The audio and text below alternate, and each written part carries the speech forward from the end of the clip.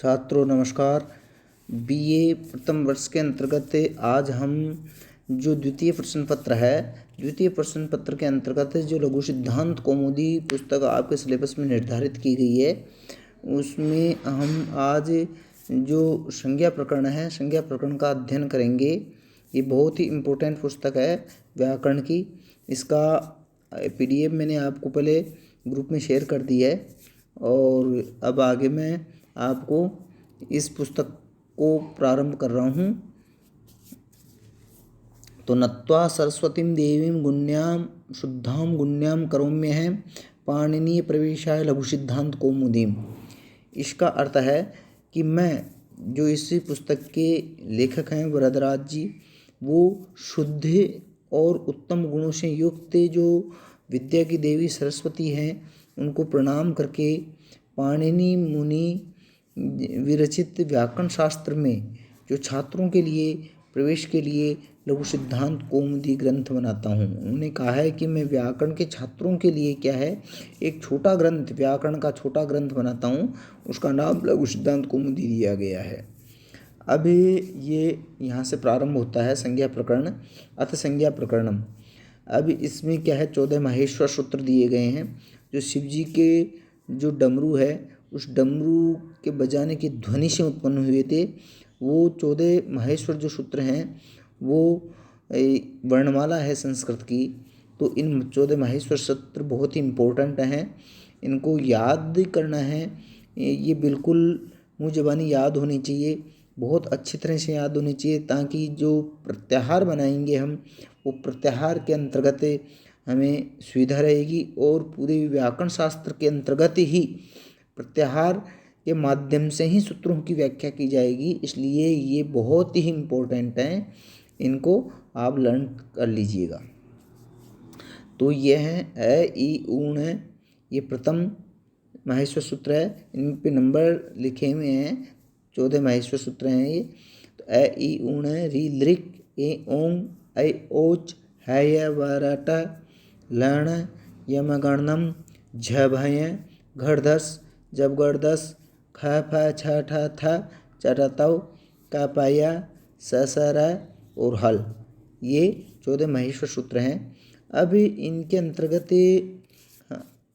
जो अपन प्रत्याहार बनाएंगे, इन सूत्रों का प्रथम वर्ण लेकर के अंतिम जो हल वर्ण है, वो अंतिम हल वर्ण लेंगे और फिर इनके जो प्रत्याहार बनाएंगे वो प्रत्याहार बनेंगे। अब हल वर्ण कहीं से भी एक, जैसे अल प्रत्याहार है, तो अल ऐसे लेकर के लैप तक के जो वर्ण हैं, इनके बीच में जो वर्ण आएंगे वो पूरे वर्ण होंगे। जैसे अच प्रत्याहार है, अच प्रत्याहार के अंतर्गत क्या होगा, ए ई उ री री ए ओ ऐ ओ और है ऐ ओ, यहाँ तक के इसमें जो हल वर्ण हैं वो नहीं गिने जाते हैं। ये ओनली सूत्र बनाने के लिए हैं। अब इसके क्या है, 42 प्रत्याहार बनते हैं। इन प्रत्याहारों को आप बनाइएगा, अभ्यास कीजिएगा। जैसे अक प्रत्याहार है, अक प्रत्याहार में कौन कौन से वर्ण आएंगे, ए ई उ री री और कहा गया कह तक के वर्ण। जैसे हस प्रत्याहार है, हस प्रत्याहार में कौन कौन से वर्ण आएंगे। अब है कहाँ है देखना है हमको, है यह व रट है, इसमें है तो है यह व र ल य म गण न ज ब गड़ द उष स, इसमें नहीं गिना जाएगा, द तक के वर्ण आएंगे। जैसे इसमें इन प्रत्याहार है, इन प्रत्याहार के अंतर्गत देखिए, ई से ई उ री री ए ओ ऐ औ ह य व र उल्ल, यहाँ तक के वर्ण इसमें आएंगे।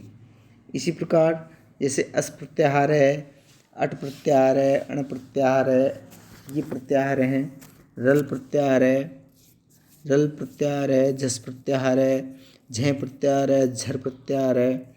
ये सब प्रत्याहार जो प्रत्याहार जो प्रत्याहार लिया गया है, जैसे मय प्रत्याहार है तो मय से लेकर के ये वर्ण तक के जो आएंगे वो उसके अंतर्गत गिने जाएंगे। तो ये प्रत्याहार आपके कोर्स में भी हैं और ये आपको पूछे भी जाएंगे और ये व्याकरण शास्त्र के अंतर्गत आगे आपको बहुत ही इम्पोर्टेंट रोल अदा करेंगे। ये इनको आपको याद करना है। अब आगे प्रथम सूत्र है हलन्त्यम। इस सूत्र का अर्थ है कि पाणिनि आदि आचार्यों के द्वारा उपदिष्ट धातु सूत्र आदि में जो अंतिम हल है उसकी क्या होती है, अंतिम व्यंजन है उसकी क्या है, हल संज्ञा होती है, इत संज्ञा होती है। इनकी क्या होती है, अंतिम हल की क्या हो जाती है, इत संज्ञा हो जाती है और जिसकी इत संज्ञा होती है उसका लोप होता है। तो अब आगे सूत्र है अदर्शनम लोप है। ये क्या सूत्र क्या कह रहा है कि किसी भी प्राप्त वर्ण आदि के न दिखाई देने पर, अदर्शनम जो दिखाई नहीं देता है या सुना नहीं जाता है उसको क्या हो जाता है, लोप हो जाता है। तस्से लोप है अर्थात उसका क्या हो जाता है, लोप हो जाता है। जो दिखाई नहीं देता है, जो जिसकी इत संज्ञा होती है, हलन्त्यम सूत्र से इत संज्ञा होती है, अदर्शनम लोप है, नहीं देता है उसका लोप हो जाता है। आदिरंतेन सहिता ये सूत्र है।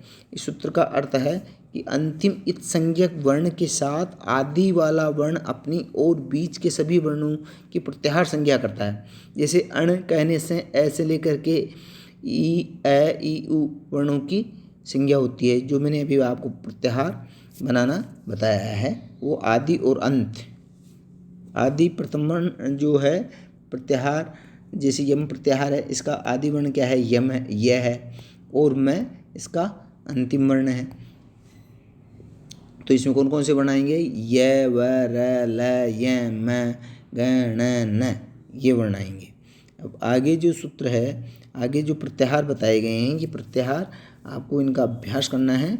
और ये जो जैसे अण प्रत्याहार है, अक प्रत्याहार है, कुल मिला करके 42 जो प्रत्याहार है वो बनते हैं। अब आप इसको जो मैंने PDF भेजी है, इस PDF को देखते हुए आपको वीडियो को सुनना है, क्योंकि जो वीडियो की क्वालिटी है वो थोड़ी हल्की है, इसलिए आप इसको देखिएगा। पहले PDF खोलिएगा और फिर मैं जो बताया है मैंने वीडियो में उसको सुनिएगा। ये आपको काम में आएंगे। और आपको इसी जो चैनल है इस चैनल को सब्सक्राइब करना है, मैं बार बार कह रहा हूँ, क्योंकि ये बहुत ज़रूरी है उपस्थिति के लिए और इससे हमको फीडबैक मिलता रहेगा, उपस्थिति आपकी होती रहेगी। इसलिए आप इसको अवश्य ही, मैं सभी छात्रों को कह रहा हूँ जिन्होंने अभी तक नहीं किया है वो उनको सब्सक्राइब ज़रूर करना है। थैंक यू, धन्यवाद।